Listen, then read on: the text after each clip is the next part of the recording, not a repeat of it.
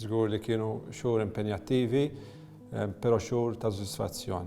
Kien b'dan il-mod skiet li l-Kummissarju tal-Pulizija Angelo Gafà beda intervista ma' One News feluq is-sena li fiha nħatar fl-ogħla kariga fil-Korp.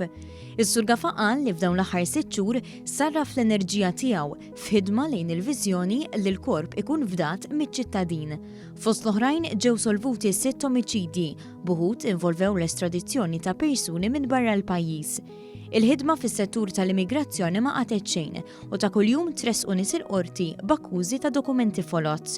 Saru wkoll qabdiet rekord ta' droga flimkien ma' operazzjonijiet kbar kontra l-ħasil tal-flus, b'waħda minn dawn tal-aħħar sansitra ġiet rikonoxxuta mill-Amerka. Fi kliem il-Kummissarju kuljum jippreżenta sfida ġdida u bħal kulħadd huwa wkoll uman. L-isfidi tax-xogħol ftit li xejn li qalbi, però mbagħad għandek l-aspett uman u allura jekk titlef kollega fuq il-post tax-xogħol jew ikollok talbiet minn pulizija li forsi jkollhom membri fil-familja tagħhom, partikolarment tfal ta' ftit xhur, mart serju li dawna jkollhom bżonn permess li anke jsifru fit-tul, dawk verament li iniktuni u lil dan nies jiena nkun qed intihom is-sapport kollu li għandhom bżonn.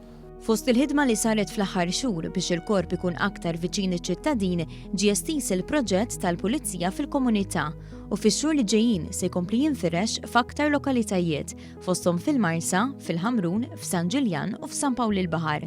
Dan bilan li b'relazzjoni b'saħħitha mal-pubbliku ikunu n-istess li jidentifikaw l-eruq tal-problemi li waslu għal reati.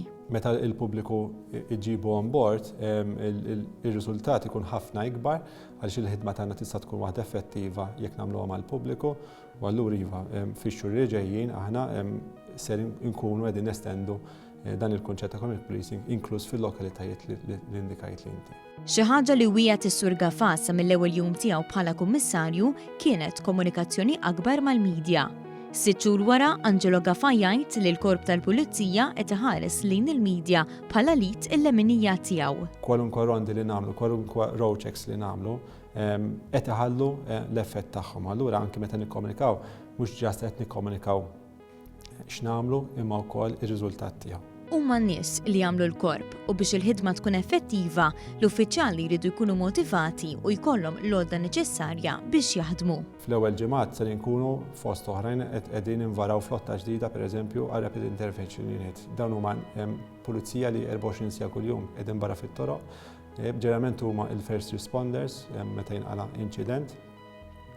U għall-ewwel darba se jkollhom flotta li anke tħarsihom is-sigurtà tagħhom minn potenzjalment persuna li għadu kemm ġie arrestat u jista' jkun forsi taħt l-effetti. Fost aktar proġetti fil-Korp għas-sena 2021, il-Kummissarju tal-Pulizija qal li se jiġu introdotti kameras li jintlibsu mill-uffiċjali jiżdied it-taħriġ u għall-ewwel darba se jiġi introdott il-kunċett tal-mentoring biex dawk b'esperjenza fil-Korp ikunu ta' gwida għal uffiċjali ġodda u jistabbilixxu bażi tajba għall-Pulizija denji fil-Korp.